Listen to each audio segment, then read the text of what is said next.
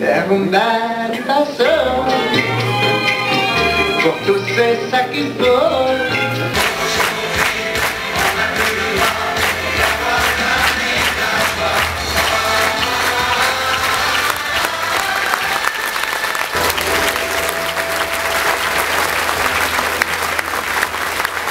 Magnifique, n'est-ce pas? Magnifique, monsieur Blanchard. Oui, vous êtes un peu sale. Merci, monsieur Blanchard. Merci beaucoup et bravo pour ce superbe talent de portraitiste. Alors, mesdames et messieurs, Bourvil, vous avez reconnu.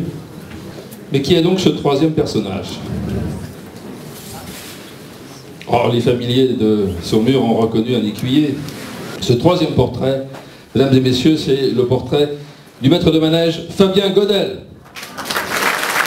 Monsieur Fabien Godel, qui en l'absence de l'écuyer en chef qui était retenu par ailleurs et qui ne pouvait pas nous rejoindre, monsieur Fabien Godel qui a bien voulu venir représenter ce soir ce fleuron de l'équitation de tradition française, j'ai nommé bien sûr le Cadre Noir de Saumur. Cadre Noir de Saumur récemment élevé par l'UNESCO au plus haut niveau international par l'inscription au patrimoine immatériel de l'humanité. Mesdames et messieurs, monsieur le maître de manège Fabien Godel. «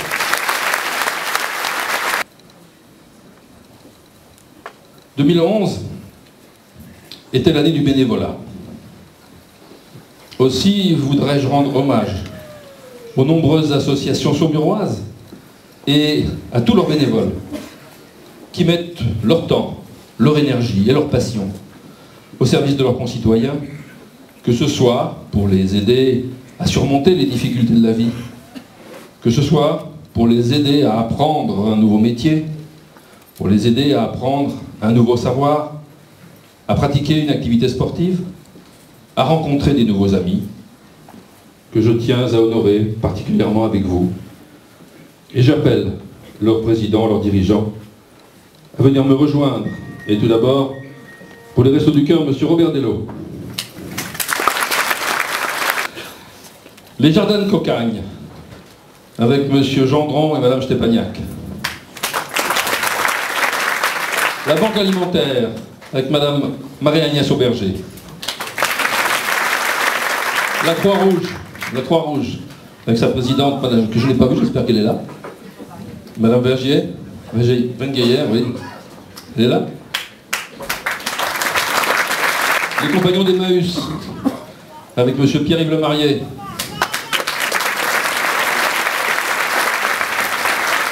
Pierre-Yves. Et voilà. Et puis, Famille de France, Madame Françoise Mels. Toutes ces associations et leurs présidents ou présidentes donnent sans compter du temps au service des Saumurois en difficulté ou dans la peine. Vous êtes les uns et les autres extrêmement représentatifs du service rendu aux personnes en difficulté. Et c'est avec beaucoup de fierté et beaucoup d'humilité également que j'ai le grand plaisir, au nom de l'ensemble des élus et du conseil municipal, de vous remettre la médaille d'or de la ville de Saumur. Ils sont élus par leurs camarades de 5 des collèges saumurois. Et quelques-uns sont là ce soir pour se présenter à vous. Ils sont jeunes, ils sont collégiens, ils ont des devoirs à faire. Ce soir, on les a prévenus un peu au dernier moment, il faut bien le reconnaître. Mais ils sont gentils d'être venus. Parce qu'on voit pas la même vision que les personnes de plus haut âge. On les voit plus différents en étant jeunes, donc on sait ce que nous on voudrait. Donc c'est pour ça qu'on est dans le conseil municipal, c'est pour faire rentrer des idées que tous nos camarades d'école nous proposent chaque jour pour vraiment améliorer la vie de société à Saumur. Méfiez-vous, la génération nouvelle arrive. Merci beaucoup. Ce mouvement que nous avons initié, cette dynamique, ne s'arrêteront pas. Car, je viens de vous le dire, Saumur bouge, Saumur est en mouvement. Et c'est l'objet du montage vidéo que je vous invite maintenant à regarder. Saumur en mouvement.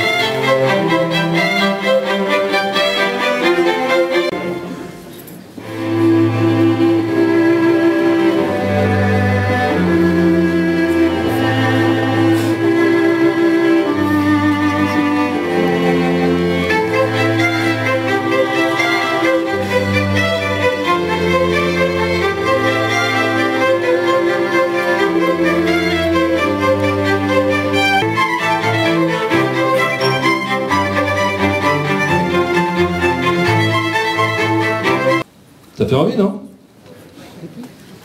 Non? Bah oui, bien sûr, ça fait envie. Mais régulièrement, j'entends qu'ils disent: mais monsieur le maire, où est-ce que je vais garer ma voiture?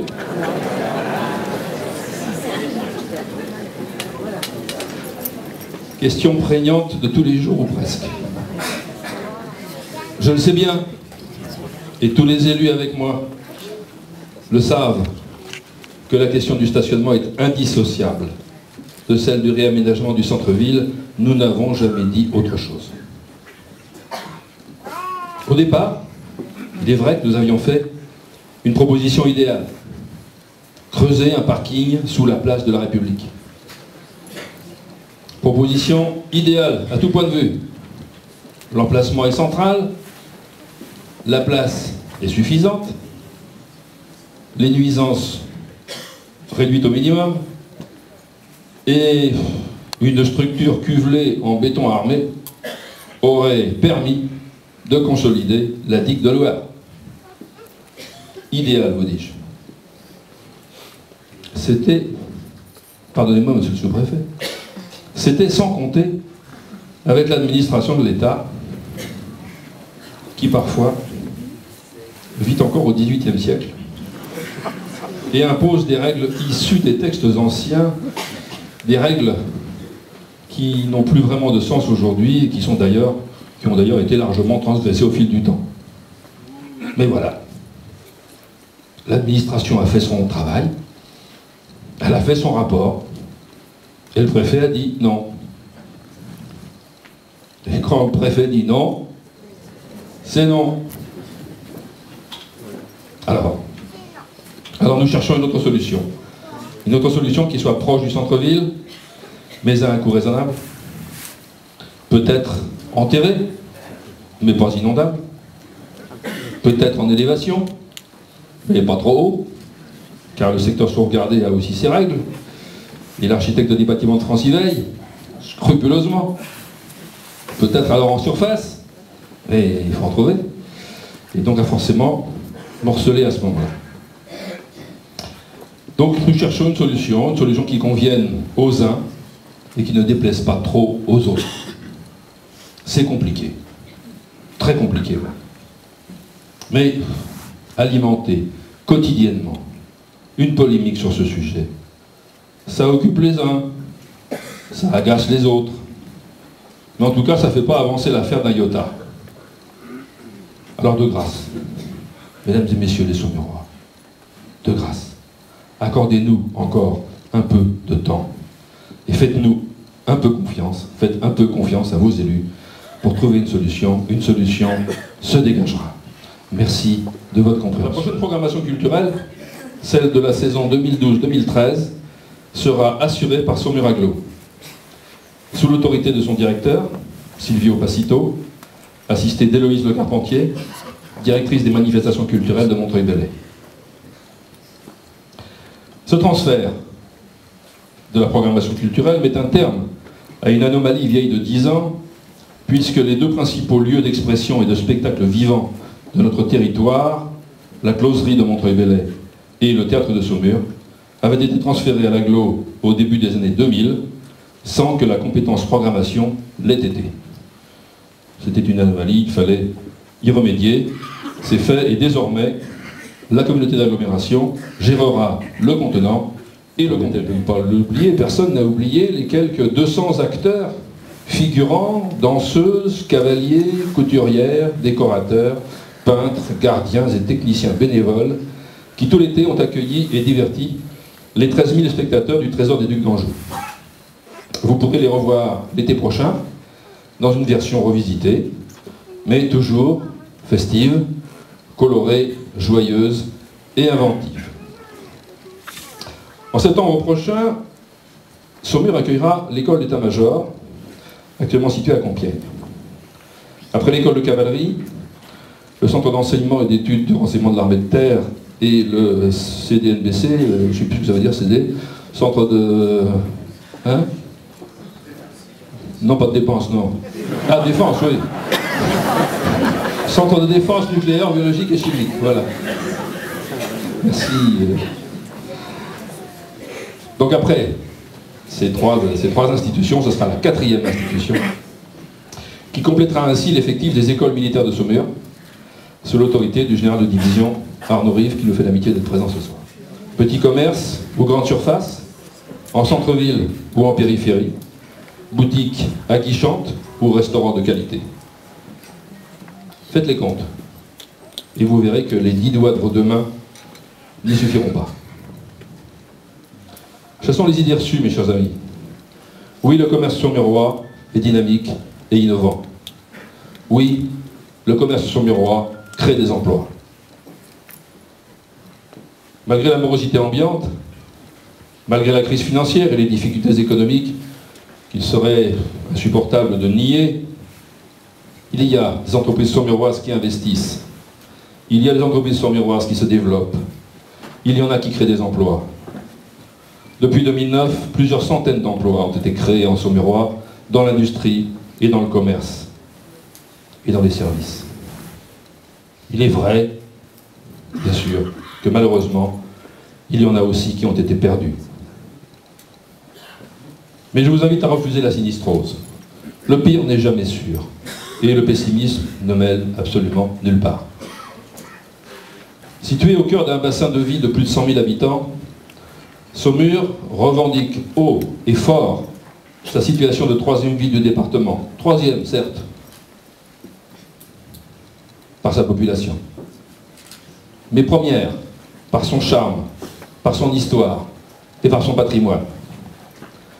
Ville de tradition, mais ville ouverte à la modernité, Saumur est riche de nombreux atouts. Sachons les saisir. Sachons les faire connaître, sachons les valoriser. Ensemble, soyons entreprenants, osons l'optimisme, ayons de l'ambition pour notre ville et préparons l'avenir. Mes chers amis, en 3 ans, Saumur a retrouvé de l'oxygène et s'est mise en mouvement. La feuille de route des élus est claire. Vision partagée, volonté politique, ambition collective, sens de l'intérêt général, opiniâtreté et aussi beaucoup de travail. Cette dynamique forte doit se traduire par une image de marque renouvelée, rajeunie et modernisée. C'est d'ailleurs ce que suggérait notre carton d'invitation. C'est ce que je vous invite à découvrir maintenant par un 3e petit film.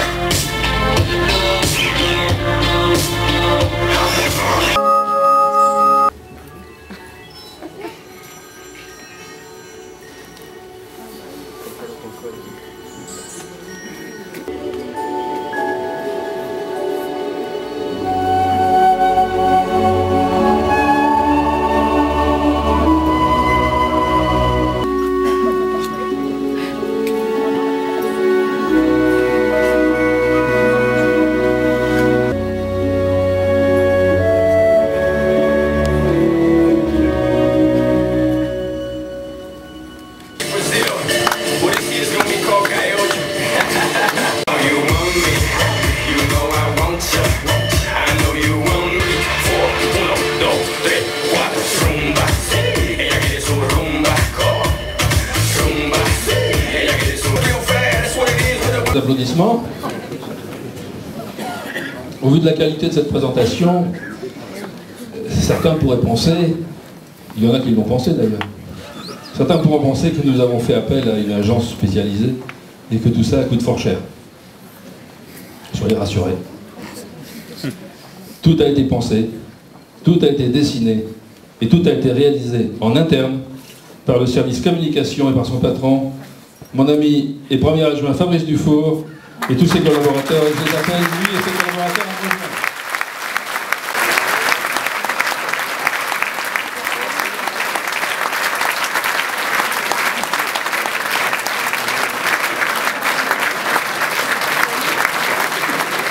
je présente à chacune et à chacun d'entre vous nos meilleurs vœux de paix, de bonheur, de bonne santé, d'épanouissement personnel, familial et professionnel. Je vous souhaite un monde de tolérance, un monde sans égoïsme, sans fanatisme et sans violence. Je vous souhaite d'être lucide mais optimiste.